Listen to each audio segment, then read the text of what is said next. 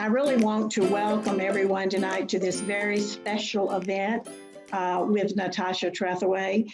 It is co-sponsored by Women Alone Together and the Agnes Scott Alumni Association. The Women Alone Together was founded 19 years ago in partnership with Agnes Scott, and our goal is to help women who are alone in our culture for any reason. And one way we do that is through monthly book programs that have been very meaningful. So welcome, and I would like to introduce now Mary Frances Kerr, who is the relatively new alumni director at Agnes Scott, so that she can say a welcome. Carolyn, thank you. We are so delighted to call Carolyn one of our own. She is a Scotty alumna herself. And as she said, we've been partners from the very inception of Women Alone Together. Of course, our missions are very similar to serve the needs of women in our various communities and in our various ways. But we're delighted to be co-hosting this event with you all tonight and hosting this fabulous speaker, presenter Natasha Trethewey. Thank you. This is the largest crowd we've ever had. I think that's due to you, Natasha, and our partnership with Agnes Scott. But we have people, women primarily from Oregon, Colorado, Virginia, North Carolina, South Carolina, and we even have one possibly from Spain tonight. So we have a wide-ranging audience, and we even have a few men who wanted to be included, so they are with us. I am going to introduce Natasha, and then if you want to ask questions, you may put them in chat down below. We all have a limited amount of time, and I do want Natasha to read some of her poetry, so we're going to get in as much as we can. I can't promise that we'll be able to get everything in, but be patient with us. I have heard it said recently that Natasha Trethewey is a national treasure. I think that's appropriate. She has served 2 terms as the 19th Poet Laureate of the United States from 2012 to 2014. She has authored 5 collections of poetry, and she won the Pulitzer for her Native Guard, which appeared in 2006. In 2010, her nonfiction book, Beyond Katrina, A Meditation on the Mississippi Gulf Coast, was produced. And Memorial Drive came out, of course, in 2020. It was immediately a bestseller. The New York Times named it as one of the notable books of the year, and it was named by Time, the Washington Post, and the Los Angeles Times as one of the 10 best books of the year. And I just noticed the other day that Obama picked it as one of his 10 favorites, too. She's a finalist for the Carnegie Mellon for Excellence in Nonfiction. I don't know if that has been awarded yet, but I'm sure she has a good chance of winning that. She has been honored this year by the Library of Congress for Rebecca Johnson Bobbitt National Prize for Poetry for her lifetime achievement. And she's a fellow of the American Academy of Arts and Sciences and many other awards and honors, too numerous to name. But she was at Emory for a number of years. Some of you may know her from Emory. And she's now the Board of Trustees Professor of English at Northwestern. And we have very fond memories of Natasha coming here in 2014 to speak to Women Alone. And I must tell you, she was at Emory at the end of her tenure as Poet Laureate. And I knew that it was going to be hard to get her, so I had 2 or 3 dates. And I called her up and I asked her for the first date, and she said, well, I'm going to be at Vassar. And I said, okay. And then the second date, she was going to be at another university. And then the third date, she said, well, I have to do my farewell address at the Library of Congress. My heart was sinking. I felt like we're not going to get her. And then she said, I'll never forget this. She says, but I really want to do this. I'll do it the next night. So she came to us, and I introduced her that night, and I said, last night, Natasha was at the Library of Congress, and tonight she's at the iconic restaurant in Atlanta with 45 women talking about her Native Guard. So that was so generous of you, and I will never forget it. We were so interested and enthused about Native Guard that we then went to the Alliance Theater. Some of you will remember going to see the production that the Alliance did of her poetry. And as I was preparing this evening, I actually found some notes in my little copy of Native Guard.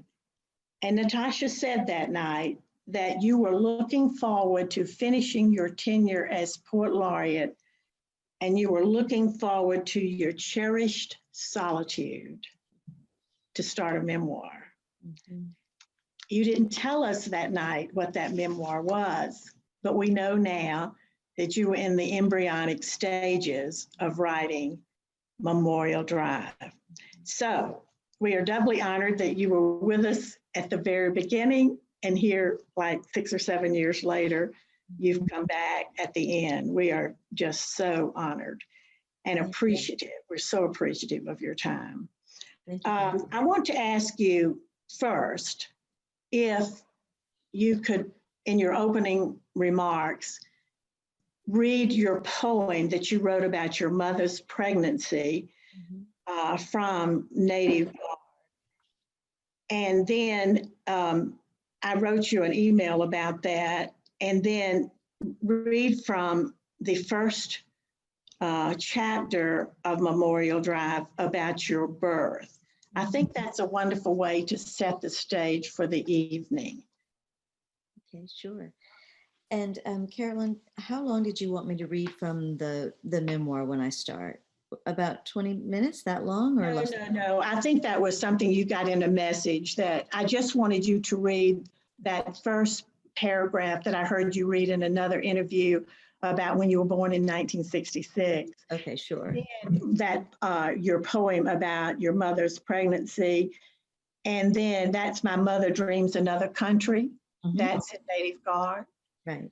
And then just the coincidence of being born on Confederate Memorial Day and whatever you would like to say about that. And then I'll have another question.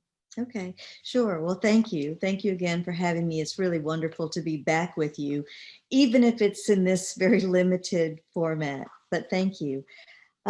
So I am going to start with this poem, My Mother Dreams Another Country.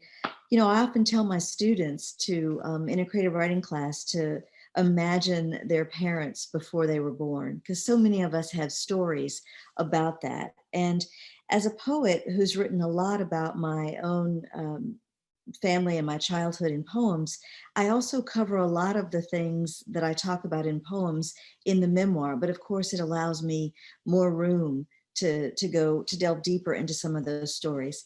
So this is the poem, My Mother Dreams Another Country. Already the words are changing. She is changing from colored to Negro, Black still years ahead. This is 1966. She is married to a white man, and there are more names for what grows inside her. It is enough to worry about words like mongrel and the infertility of mules and mulattoes while flipping through a book of baby names. She has come home to wait out the long months, her room unchanged since she's been gone, dolls winking down from every shelf, all of them white. Every day she's flanked by the rituals of superstition, and there is a name she will learn for this too, maternal impression, the shape like an unknown country marking the back of the newborn's thigh. For now, women tell her to clear her head, to steady her hands, or she'll gray a lock of the child's hair wherever she worries her own, imprint somewhere the outline of a thing she craves too much. They tell her to stanch her cravings by eating dirt. All spring she has sat on her hands, her fingers numb. For a while each day, she can't feel anything she touches, the arbor out back, the landscape's green tangle, the molehill of her own swelling. Here, outside the city limits, cars speed by, clouds of red dust in their wake. She breathes it in, Mississippi, then drifts toward sleep, thinking of some place she's never been. Late, Mississippi is a dark backdrop bearing down on the windows of her room. On the TV in the corner, the station signs off. broadcasting its nightly salutation, the waving stars and stripes, our national anthem.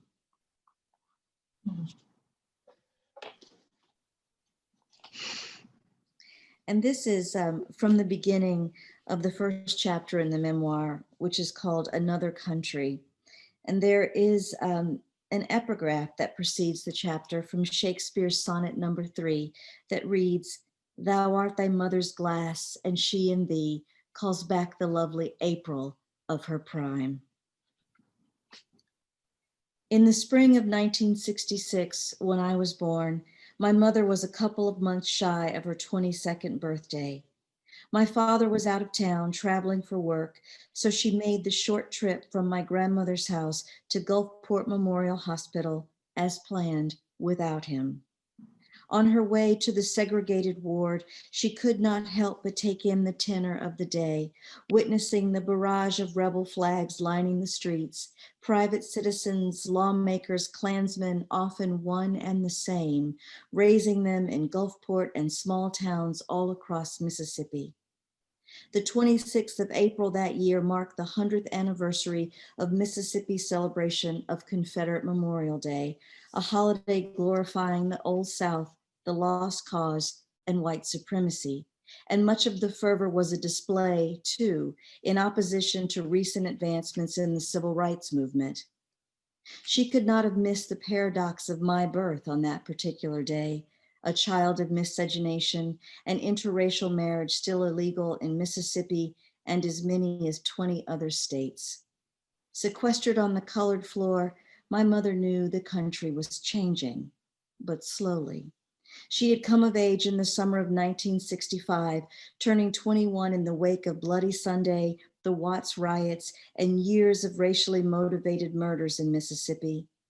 Unlike my father, who'd grown up a white boy in rural Nova Scotia, hunting and fishing, free to roam the open woods, my mother had come into being a Black girl in the Deep South, hemmed in, bound to a world circumscribed by Jim Crow.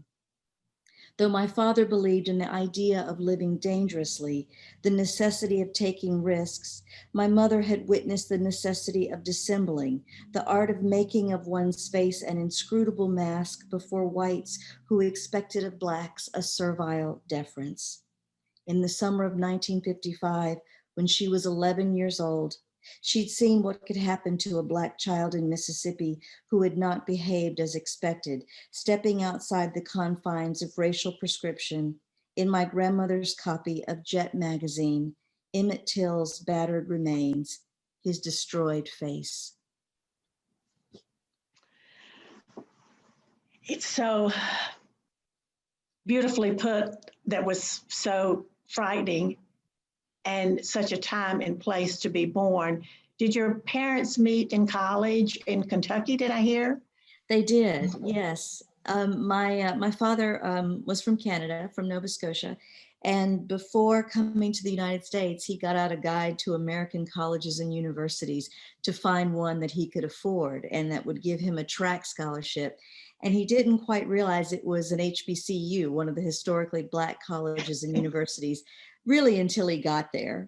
And he told this wonderful story about traveling all the way from Canada, part of the time having to hitchhike and saving his money to be able to ride the bus through New York City. But he was wearing a big fisherman's sweater that his mother had knit for him. And when he got to Frankfort, Kentucky in the middle of summer, standing outside in line for the bursar's office, he fainted because he couldn't take the sweater off because he didn't have a t-shirt on under it.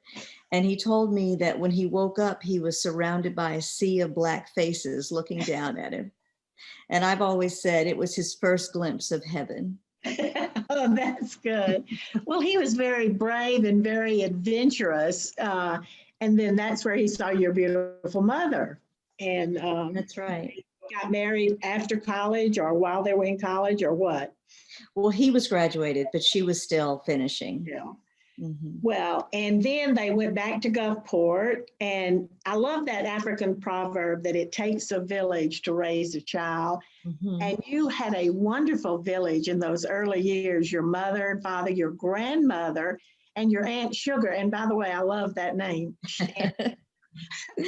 And it was ironic because she was not sweet. She had a sharp tongue. Well, just tell us a little bit about those three women, because they were active in the civil rights movement and they were very strong women and they helped to shape you. That's right. I think like a lot of people, my grandmother was motivated by Emmett Till's murder, which is, often considered the beginning of the civil rights movement. And so not long after that, my grandmother started participating in some protests and also doing her own brand of civil disobedience. So obviously my parents had committed an act of civil disobedience by having to travel to another state to get married, because it was illegal in Mississippi and Kentucky for interracial couples to marry. It was also illegal to travel outside the state, marry somewhere else, and come back. So they ended up breaking two laws. My grandmother was an activist in many ways. There's one of my favorite stories she always told me was about the way that she helped to organize a group of women to push back against their employer at a drapery factory that they worked in. I'm sorry, what were you going to say? No, I was just going to say yes, and you wrote a poem about that. Yes. Shall I read it? I wanted you to read it. Yes. All right, well, here it is. So as I said, that was her protest. Very effective. Yes.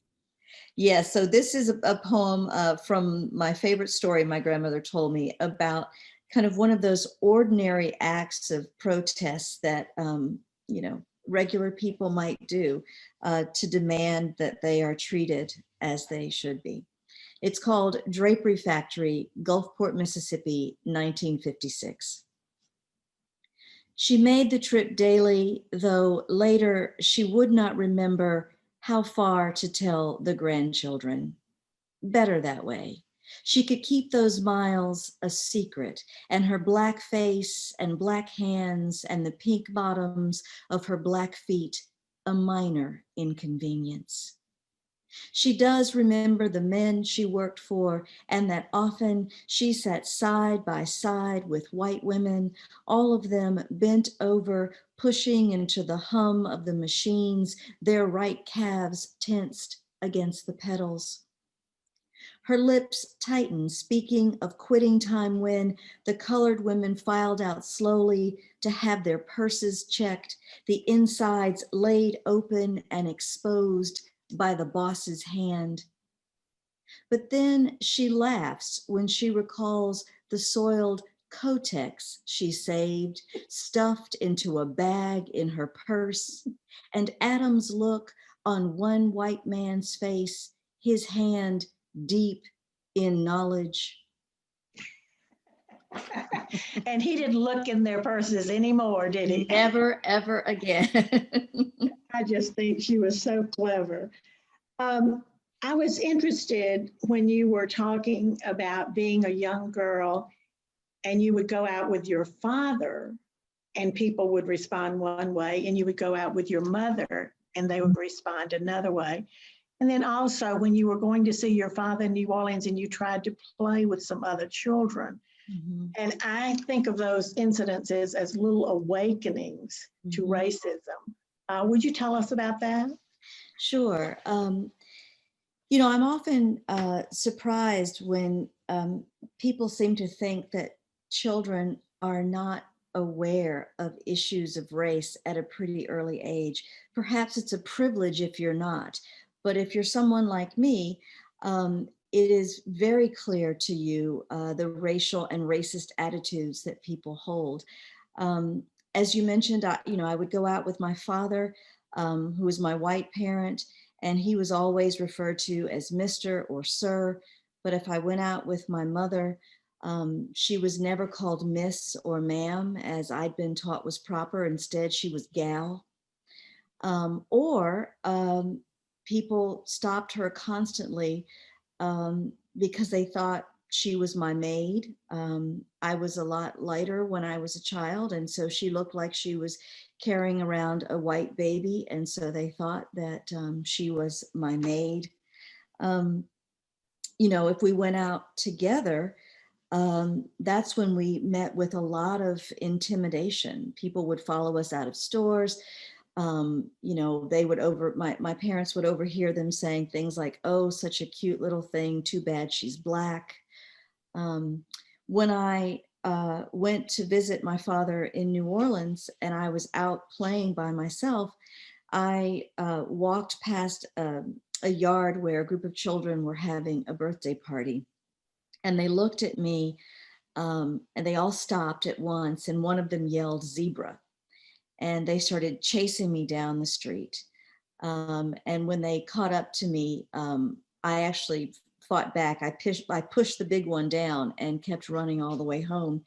And, this is one of the first things I ever tried to write a poem about when I was in graduate school, sitting on the stoop at my father's apartment, and making the decision that I wasn't going to tell my parents what had happened, that I was going to bear that lesson that I just learned by myself.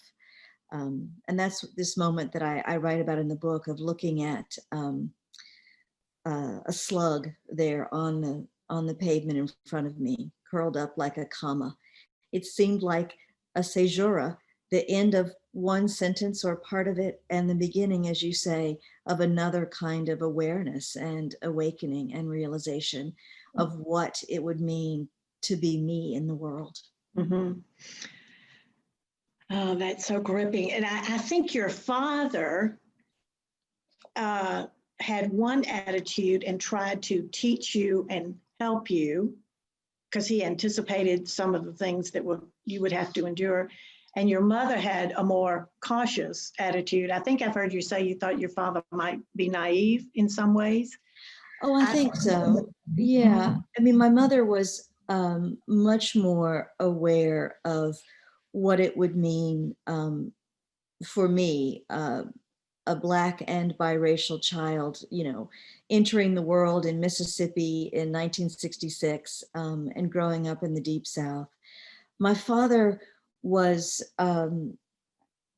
optimistic, and I do think naive in some ways. I think he imagined that I would somehow exist at that border as both. I don't think he imagined that, I would go to school and be told, "Nigger, go home." I don't think he imagined that I would be tormented in all the ways that Black people are tormented in America. I think his hope prevented him for a long time from seeing that was going to be the case.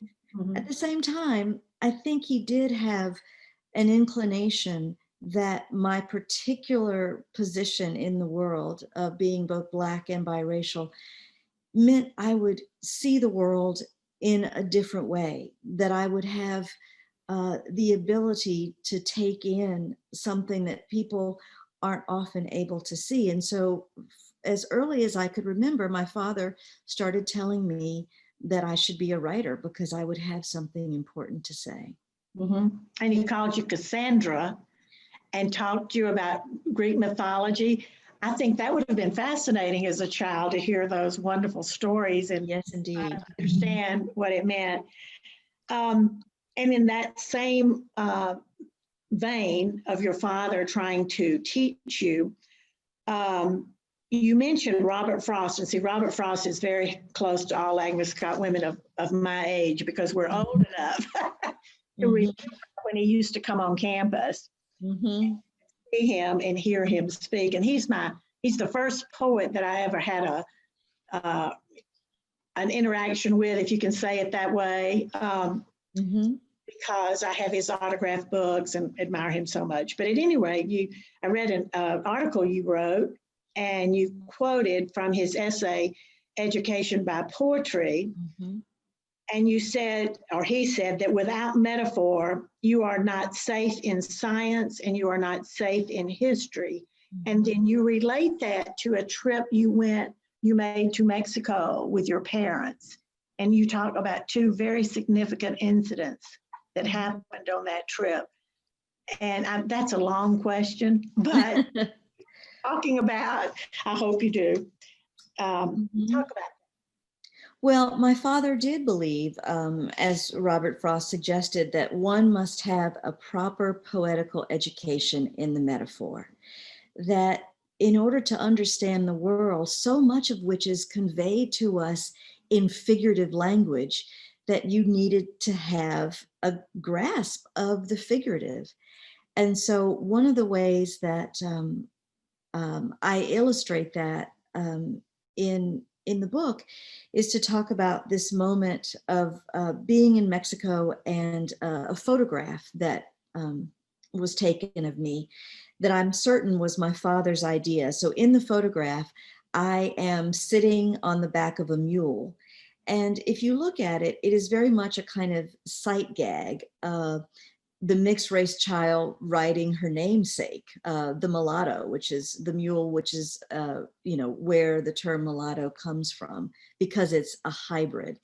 And so, my father is sort of thinking about the sight gag, the figurative aspect of the language and the creature itself. But also my mother, I think, is thinking both literally and figuratively that,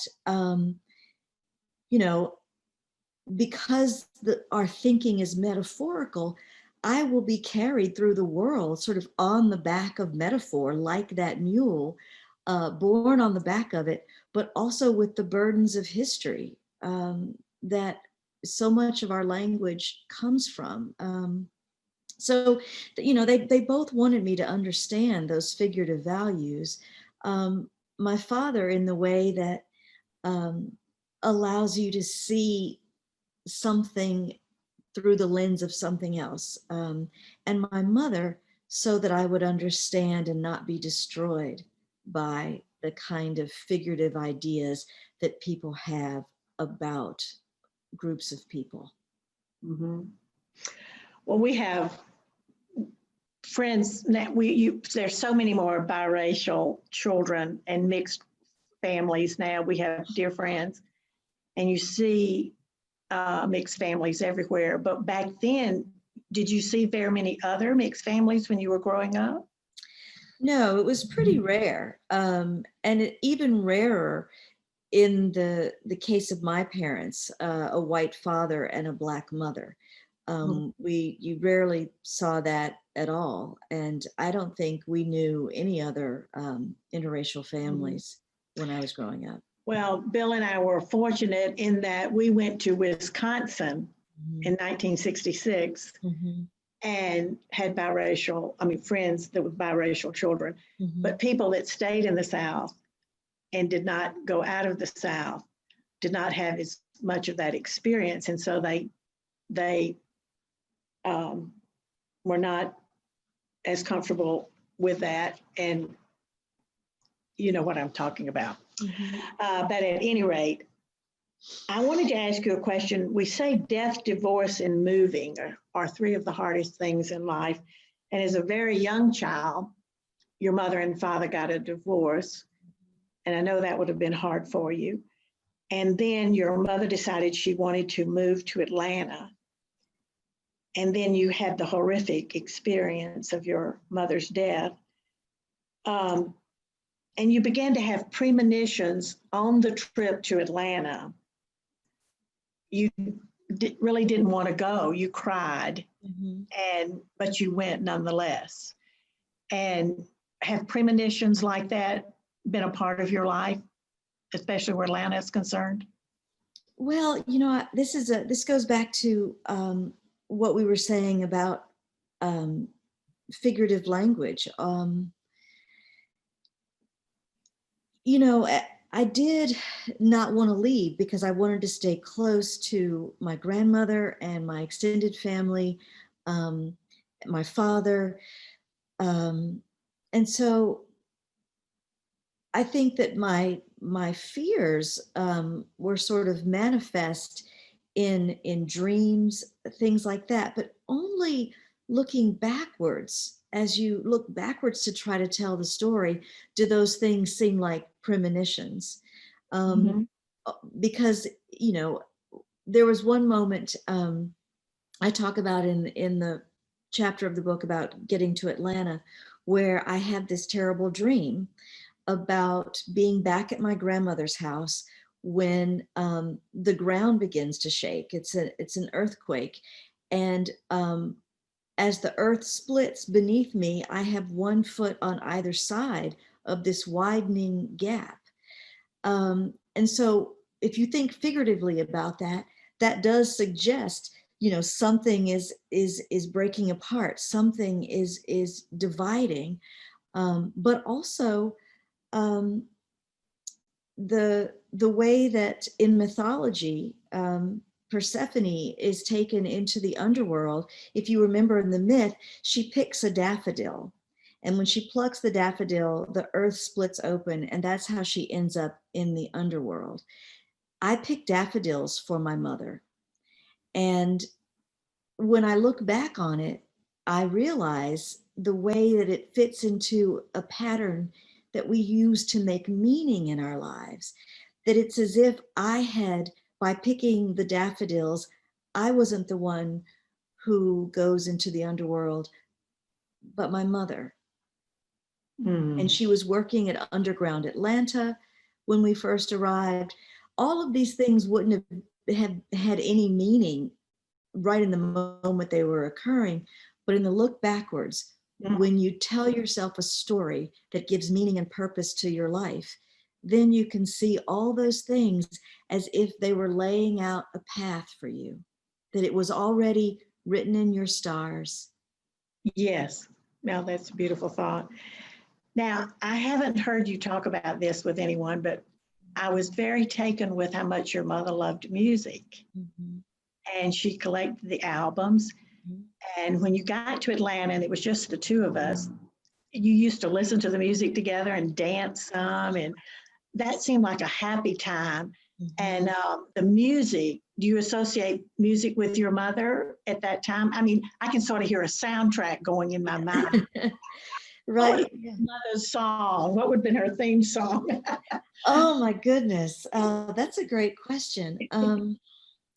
My mother started collecting records when she was a teenager, and my great uncle son owned um, a nightclub, and they would drive to New Orleans to get the 78s for his jukebox.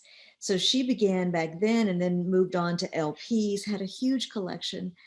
I think, though, her favorite song was The Temptations' Just My Imagination. Oh, it was a great song. See, I'm the old enough to be your mother, and I grew up with that same music. Great choice. Well, I wonder if you remember this. I told you the story about my father arriving at Kentucky State, but my mother also had a great story about seeing my father for the first time in college. Oh, tell us that. Well, and it's about music. So, do you remember the Righteous Brothers? Oh, yes. Oh, Okay, definitely. so Okay. the song, when it came out, I think it was You Lost That Lovin' Feeling. Oh, And so my mother and the women who lived in her dormitory, had all heard the song, but they'd never seen the Righteous Brothers. So because of their deep, soulful voices, they all assumed that these were Black men. And they were going to appear on a television show one night. And so my mother and all of her dorm mates gathered around the TV to watch the Righteous Brothers. And she said that right when they came on and they were these white guys, my father jogged past the window, and it was love at first sight. It was another one of those things that were meant to be, right? That's right. That's a great story. Well, that was wonderful music from that period.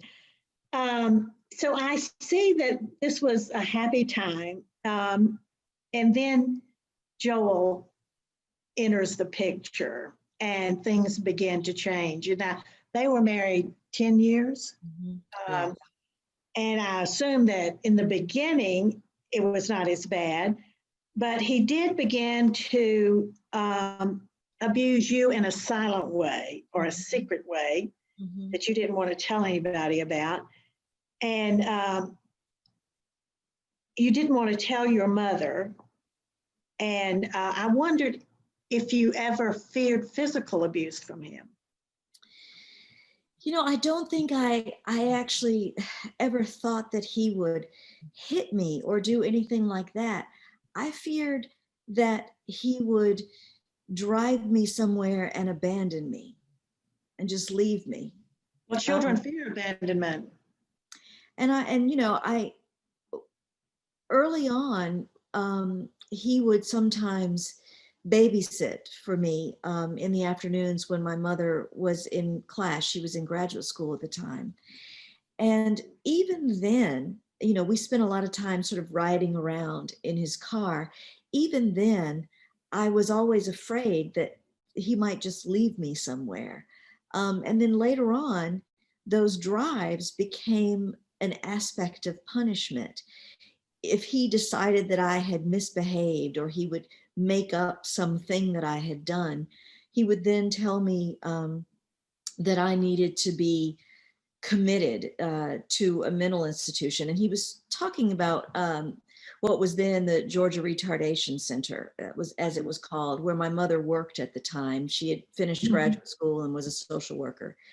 And so he would tell me that I was, you know, just like those kids there, and I needed to be committed. And he would make me pack my bags and load me into the car and drive around as I sobbed until he thought I had, you know, been punished enough, and then take me back home. And I never told my mother that he did that. That was terrible abuse. You said in the book one time, I thought I could handle it by myself, or you didn't want to burden your mother with it, or why do you think you kept it from her? Well, I think it was a combination of things. I think as crazy as it may sound, it begins in the old adage, children are to be seen and not heard. I really thought that it was my responsibility as a good child to accept the life that my mother was giving me, and to not, you know, pitch a fit and say, well, I don't want you to marry somebody else, or, you know, the way some kids do. But I thought that that was not what I was supposed to do. And so I thought, you know, I didn't know early on that she wasn't happy. And so I just assumed that at first she was happy, and then it was my duty to keep quiet and bear, you know, my own trials on my own. Well, and then you entered your teen years and you participated in a lot of activities. You had the real teen experience. Did you go to Southwest DeKalb? No, I went to Redan. I was bused. Oh, you went to Redan and you were bused. See, us here in Atlanta, we know all these places and schools and 285 and Memorial Drive and all of that. Well, think about when Redan was brand new and it was still a white school. And so there was still the M2M program in Georgia, which stood for majority to minority. So if you lived in a district where the school that you would go to, your race was in the majority, you could transfer to a race that was your race was in the minority. It was a way of trying to desegregate the schools. Only Black children took part in M2M. I don't think any white children, you know, left white schools to go and be where their race was going to be in the minority. So I went to Redan High School when it was only 4 years old, still a white school. And your mother probably thought that would have gotten you a better education there. I mean, yes, and when actually I was sort of, you know, the driver behind deciding where to go. She definitely wanted me to go to a school that had more resources. And Redan at the time had, you know, not only a new school with all the resources you could imagine. I was a gymnast, and I also wanted to be on the gymnastics team. And Redan was consistently one of the top gymnastics teams in the state. Yes. Well, you mentioned gymnastics practice and that you were a cheerleader. And did you do all the stunts and things? I did. Oh, good for you.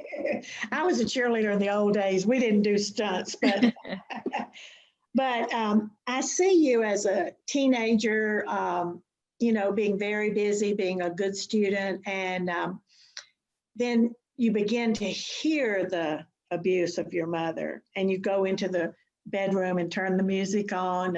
You're trying to get away from it, and I guess protect yourself in a sense. And then I imagine you threw yourself into your schoolwork. That was a part of your escape also. But then you come home real excited and sit down at the kitchen table. That was a very moving scene. Mhm. Share with us some of your emotions about that scene when you talk about you've gotten on the literary staff and you say you want to be a writer. Mhm. So yeah, this is I'm in high school at this point, and I've joined the newspaper staff. I've started writing short stories, and been invited to join Quill and Scroll, which was the literary journal that we put out in the school. And usually because I'm so busy in activities, I come home from school and later, and he's already gone. This is when he had his own air conditioning, heating, and refrigeration business, and so he might be gone. And so, there were many days that I didn't have to see him at all. But this is one of the days that he was home, and so we all had to sit down together at dinner. And I was just so excited about being invited to join Quill and Scroll, that instead of waiting to tell my mother, so as not to incur his jealous anger, I blurted out at the table. I started talking about this short story I wrote and how I love my favorite story so far is John Updike's A&P. And then, all of a sudden I say, I'm going to be a writer. And he just sort of looks up and says, you're not going to do any of that. And, as much as my mother could bear his way of trying to control her, she could not bear the idea that he would stop me from doing anything that I dreamed of doing. And so at that moment, she looked up and she clenched her teeth so tight. It was almost like she was speaking with her mouth closed. And she said, she will do whatever she wants. And I remember sitting there thinking, she's going to get beaten tonight for that. Oh, there. Taking up for you and speaking up like that, and then you knew she was going to be punished. Oh, that would have been so hard. Yes, so hard on you. I know it's hard to talk about, but I want to talk a little bit about spouse abuse because it's something that I think is an epidemic in our country. I have done some volunteer work, as a matter of fact, in Kentucky with a spouse abuse center. I've visited spouse abuse centers, and it's such a, nobody wants to talk about it, and it transcends all socioeconomic groups. Absolutely. And your mother, though, was able to divorce him, and she had a good education. She was a strong woman. And I've heard you say that your mother was a perfect victim.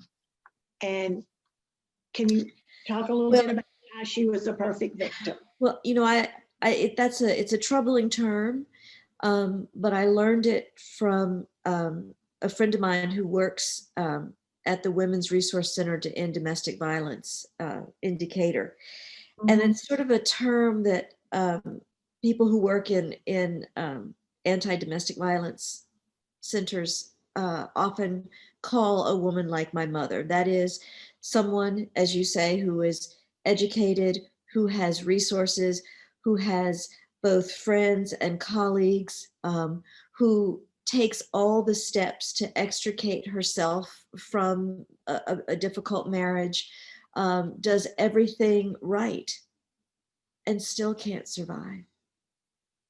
So what about the poor woman that can't support herself? Well, that's why I think my mother's story is so important, that, yes, if a woman like that can't get away, what are we to tell, poor or uneducated women, or women who are dependent upon their abusers for shelter, Mhm. the care of their children. And it's also, statistically more likely that you will die leaving rather than staying. So the chances of you being killed by a violent partner go up not when you stay, but when you leave. Mhm. Like if So, I can't have you, nobody's going to have so you. how, right. So And how do we help people get away? oh, it's a very, very complex situation. And I know that, as you say, your mother was educated, she had a good job, and he tried to kill her once and actually went to prison for a year. And then he got out and he started stalking her again. Mhm. And I was really struck by the district attorney wanted your mother to tape telephone conversations to get evidence. What more evidence did they need? I mean, I felt like Yeah. they betrayed her there. She needed help, constant help, or police protection, or he should have been locked up anyway. Well, when that happened, it was before the country's before we enacted anti-stalking laws. So this is before the stalking laws. And yes, she was told that it was her word against his. So unless they had proof uh, of him making terroristic threats, the police weren't going to be able to intervene or do anything. And so she spent 2 days, the 2 days leading up to the day she was killed, taping these phone conversations in which he makes all of these threats. And in the middle of the night, or in the wee hours just past midnight on June 5th, they were finally able to get a judge to sign a warrant for his arrest. Too And late. then there was a policeman that was supposed to be there, and he left early or something, and that's when Joel came back. It's just so sad. You were talking. You talked about how you didn't really want to write this book, Mhm. but you kept being drawn back, and the serendipity of being indicator, and I can see right there at the courthouse indicator where you're walking down the sidewalk in front of those restaurants and things, and this policeman comes up to you and recognizes you. That was such a serendipity. Would you comment on that and how that had a part to do with the book? Yeah, it's really, a remarkable occurrence. My husband and I were just going to this restaurant that we frequently go to, and when we sat down, a man came up to us and said, "Did I just see y'all walking from the Holiday Inn?" Which was that's what it was, the hotel right in downtown Decatur at the time. Yes, it's still up there, I think. Yeah, it's a different name, but I guess it was. Holiday And Express or something. and I said, oh, it's the one right at the square, the conference center hotel, Oh, okay. right there. Okay. And I said no, and he said, "Oh, I'm sorry, I didn't mean to bother you." And it didn't occur to me that obviously we walked by it, because to walk, down Claremont Avenue from our house to the square, we have to go by it. So it Right. didn't occur to me that he meant that's where he had just seen us. And so then a few minutes later, he sent a round of drinks over to us. And the bartender just, told me that he had sent them. And I thought, well, that's really strange, but I want to go over and thank him and introduce myself. So I went over. He was sitting with a woman who turned out to be his wife.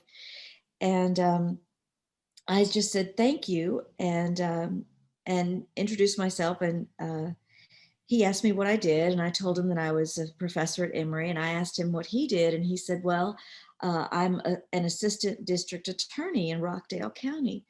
And I said, "Oh, I used to know the assistant district attorney here in Decatur."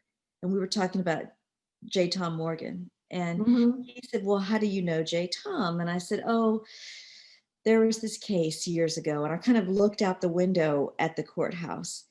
And then I looked back at him and he said, was your mother Gwen and your brother Joey? And he teared up and tears started streaming down his face. And I looked over at his wife and she said, not a day goes by that he doesn't think about your mother. And it turns out that he had been back then in 85, the first police officer on the scene after she was murdered. And he recognized me from the police department, the police station, when they took me there to the police station on Memorial Drive as I waited for my father and my grandmother to arrive. He'd seen me. And so when I saw him, he agreed, he told me, this was the sort of the really remarkable part. He told me that after 20 years, they purged the files from the records from the courthouse. So it had been 20 years. And so they were about to get rid of all the files connected to my mother's case. So he got them for me. And we met another time downtown and he gave them to me with a bottle of wine. And he said, you're going to need it. So if not for that, I would not have had all of that evidence, all of her words, her statements, what she'd written, the transcripts of the phone calls, all the ways that I got to actually see things that I hadn't known. There in the record. And you hear her voice and you see how strong she was, really. And it was really amazing. And he was a sensitive man too, just to be aware and to recognize you and to be willing to get those files for you. Yeah. I just want to backtrack a little bit there. You mentioned it in what you just said. Were you at the University of Georgia when they called you? That's right. I was a freshman. Down that road from Athens, and you were by yourself, and they just told you at first that your mother had been shot. And I have heard that when people hear of trauma or something like that, you don't want to believe it. You don't want to believe it's happening to you. And you wanted to believe that she was not deceased, but she had just been shot and that she was going to go to the hospital. And then they take you and put you in a room and you have to wait. Did you have to wait hours? It was hours, yeah. I could not believe that. That would have been, and you're in shock. And no social worker or no, police psychologist, no one came in and said anything to me. Instead, my mother's briefcase was sitting on the table in front of me, just sitting there. I just thought that was horrific. And I mean, to get through that and that they didn't send somebody in to be with you or get a counselor or something. And it was your grandmother in Mississippi? Right. So she had to fly up from Mississippi. Well, that would take a long time. And where was your father? I think he had gone for a year to teach back in his home, Canada. So he was in Canada and had to come from Canada to get there. Oh, and then they put you all in a hotel because Joel was still on the loose, had not been arrested yet. And I guess that was a very frightening time on top of everything else. And then finally, they do arrest him. He said he was planning on committing suicide. We don't know if that would have actually happened or not. But then did you leave Georgia and go to Hollins College with your father? No, I went back. I went back to the University of Georgia, where every Saturday I was down there on the field with 82,000 of my closest friends. I know what you're talking about. I was a cheerleader at the University of Georgia. Oh, So I went back in high school, but I didn't know you were a cheerleader at the University of Georgia. Well, I was captain. Oh, that's very good. I'm impressed because all that gymnastics training really came in handy. Well, good for you. And then you were I just know that your father was a professor at Hollins, is that correct? That's right. And So I then you didn't go started- there until I went to graduate school. Oh, I see. You went there in graduate school. And people say that you became a poet because of your father. And I know you want to say that you were wounded into poetry. So tell us about the influence of your mother and father on you becoming a poet. Well, yeah, I mean, I think it's very easy for people to, sort of draw the line straight through my father, as if I'm a poet because my father is a poet, like I've sprung, fully formed, from the head of Zeus, as opposed to the things that actually made me turn to writing poetry. I certainly, had an early education in poetry, in metaphor. I listened to my father read his poems as he was working on them. But, I often have quoted W.H. Auden from his memorial to William Butler Yeats, Mad Ireland hurt you into poetry. I think that likewise, Mississippi, my native land, with its brutal history of violence and racial oppression, wounded me, inflicting my first wound. But the deeper wound was losing my mother. And within 3 weeks of her death, I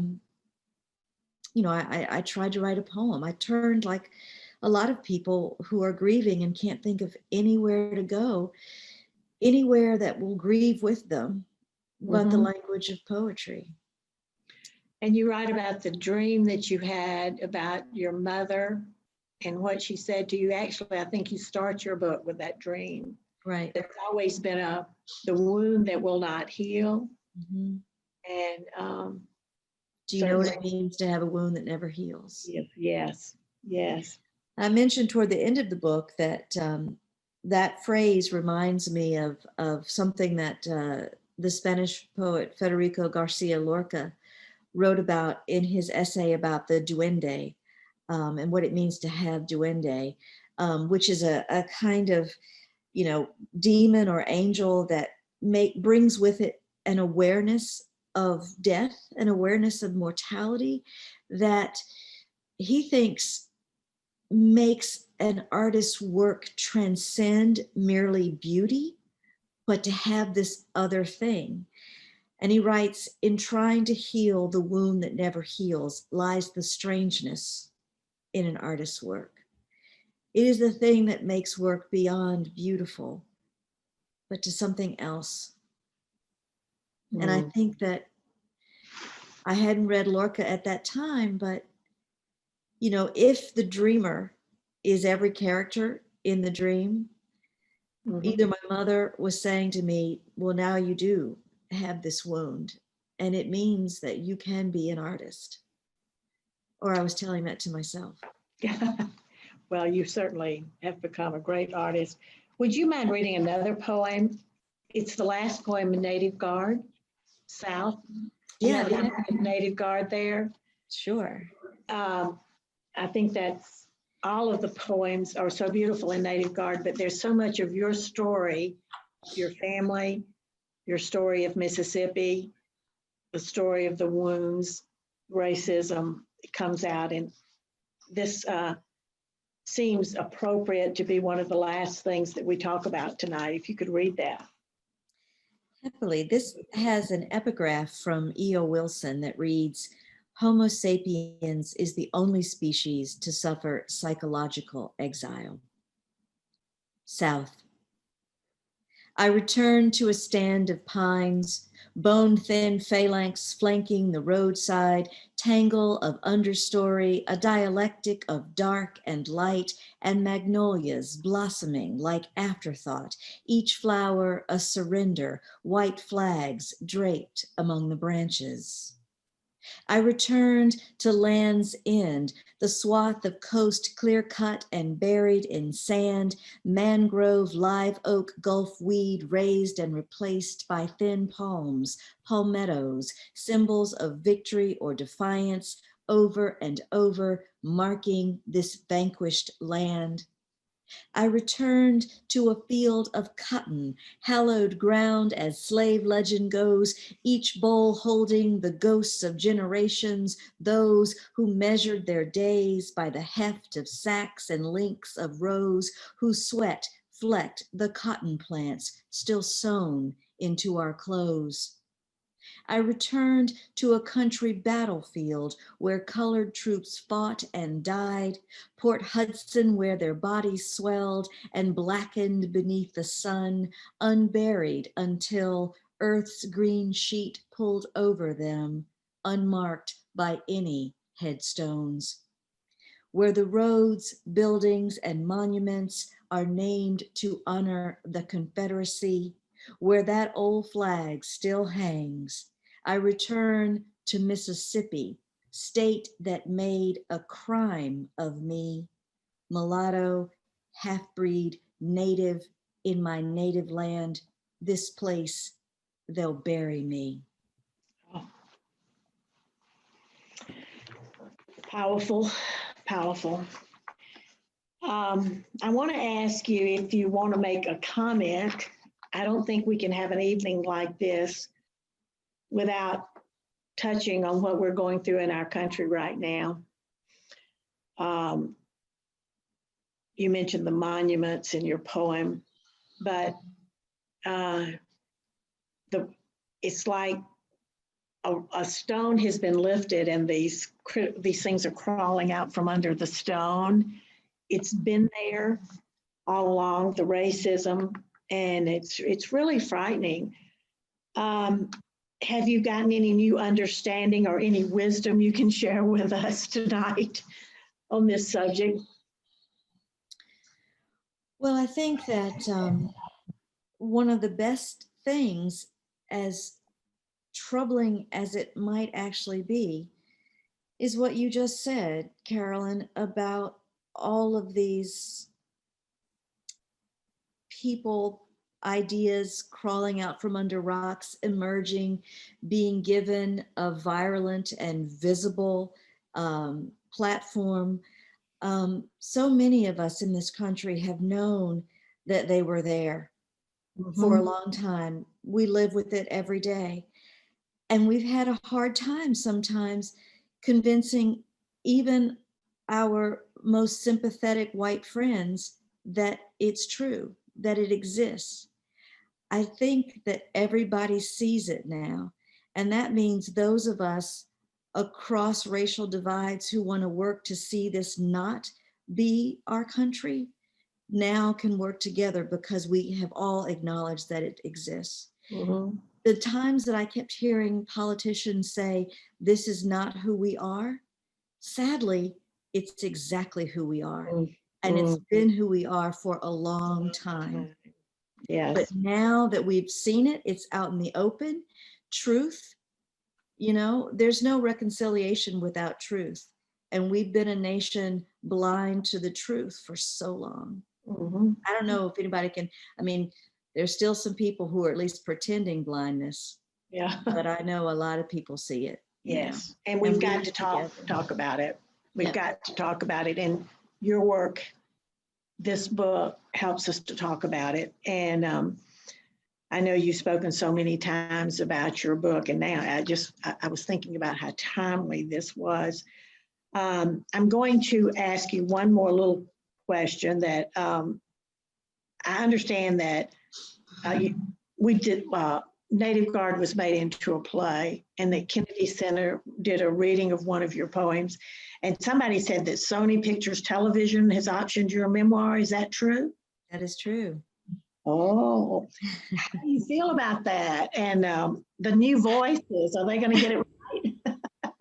How much control? Well, yeah, I'm a little anxious about it, but I will be an executive producer, so I'll have the ability to take part in the storytelling. I've even talked with the executives there about perhaps being one of the writers of the script. So, but I've been hooked up with a wonderful producer who I think will work hard to tell the story and to honor um, the movement and the language of the book itself. Mhm. Well, I think they should definitely have you as one of the writers. How could you not be? And to be a producer, you'll add another important addition to your bio, right? I'm going to open the chat down here and see if let's see what time it is. Okay. We have time for a few questions that have come in. All right. Your stepfather was released from prison recently.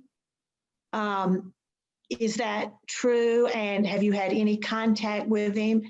And are you concerned about that? So he was released in March of 2019. And as part of his parole, he is not allowed to make any contact with me or anyone in my family. And, he can't come, within a certain distance or anything like that.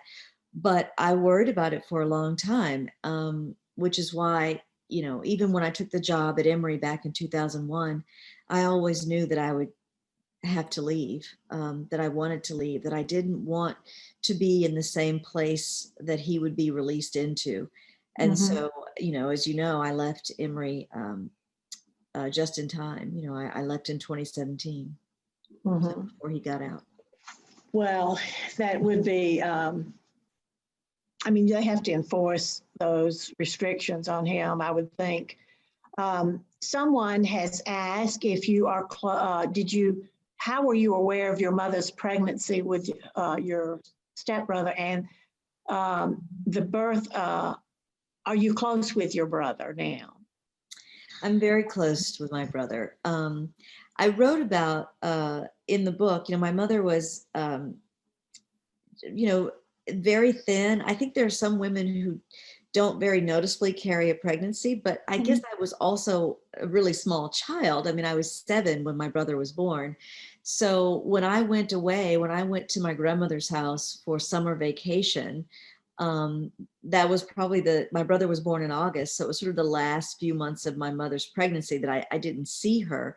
So I did not realize that I never knew that she was pregnant. And so for the longest time, when she came to pick me up and announced that I had a new baby brother and she was married and I had a new brother, I thought it was like the Brady Bunch because I'd been watching the Brady Bunch all summer and I understood that, Mr. Brady came with, his 3 boys and Mrs. Brady had come from a previous marriage with her 3 girls. And I thought, oh, that's the situation here. And I didn't realize, I didn't ask. So I didn't realize that my brother was actually my half brother and not my stepbrother. Yeah, that's until right. We were cleaning out the house to sell, and I found his birth certificate.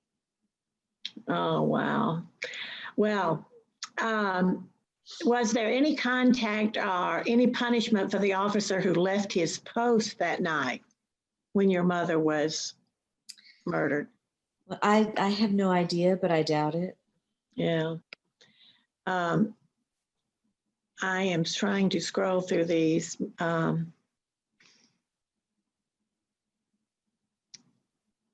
Questions.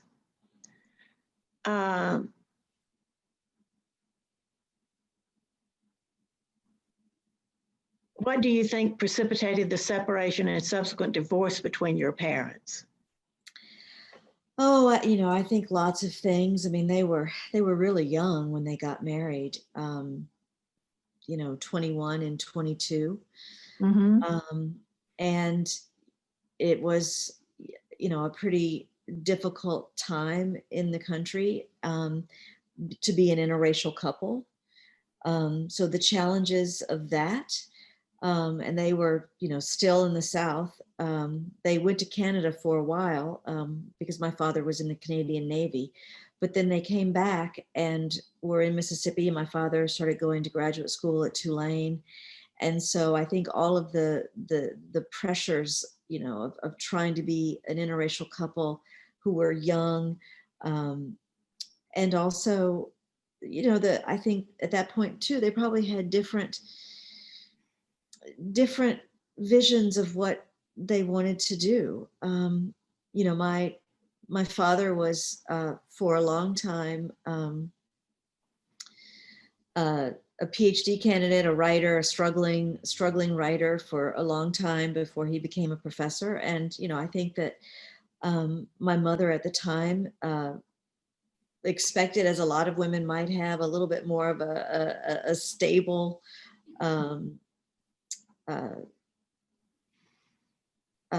a household than what my father was able to do as a graduate student back then. Someone has asked, this must be a very difficult book to discuss and promote. Will you speak to how you promote this work and maintain your emotional energy? Well,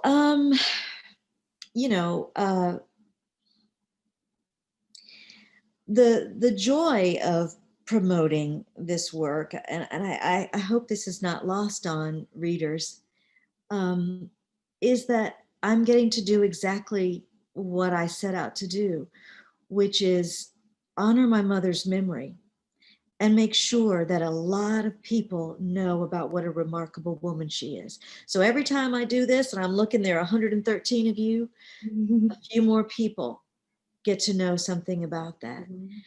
I think I also get energy from knowing that telling a story about a woman like her can help a lot of other women who might find themselves in a difficult situation.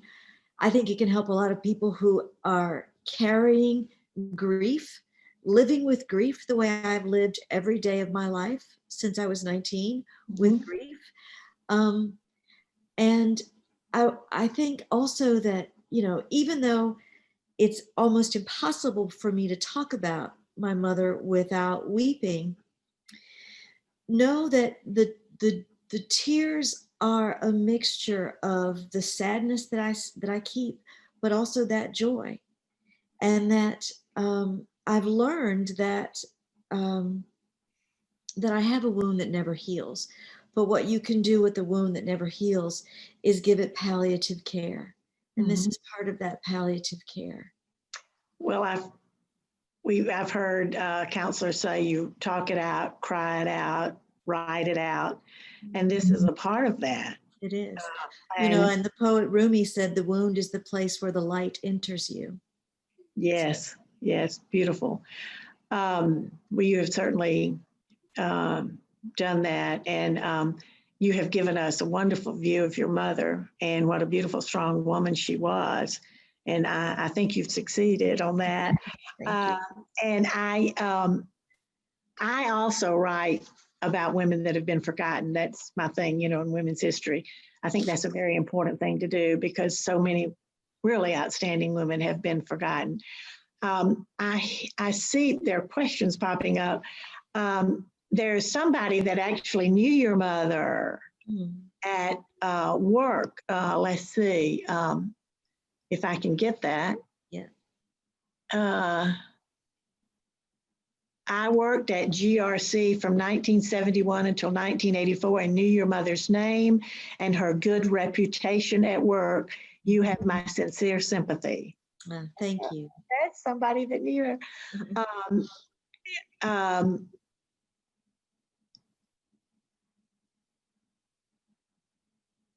So I think we've already answered the next question. You are addressing a group of women from different backgrounds and experiences, yet united by our common 4 years off Memorial Drive. We are bound to each other and support each other. How have you experienced the support of women in processing and expressing your pain and journey to healing? One of the strangely most wonderful things that happened recently was a conversation I had with a very young woman. I think she's only 22. She was writing an article for the Bitter Southerner about, her name is Rachel Elizondo. She was writing about domestic violence. And she's only a few months away from having lost her own mother to domestic violence. Her father killed her mother a few months ago. And this young woman is already volunteering, writing about it. And she interviewed me. So we had a long conversation. This is the first time I'd ever had a conversation with another person whose experience was so similar to mine. Even as, you know, she's a young white woman from rural Georgia. But what was remarkable listening to her is how much she sounded like me in the months following, the way she could tell her own story, which I asked her to do. Even though she was interviewing me, I wanted to hear hers. And she told it with that kind of precision, the way it gets almost encased in amber and you remember it. And so we got to share that conversation. And it was wonderful. It's hard to, I know it's hard to say, think of it as wonderful, but I promise you, it was actually wonderful. I happened to read that interview that you did. I've been researching. Yeah. And that was a murder-suicide. Didn't her father commit suicide? I think so, yes. Her biological father committed suicide. Yes. So she lost both of her parents. Right.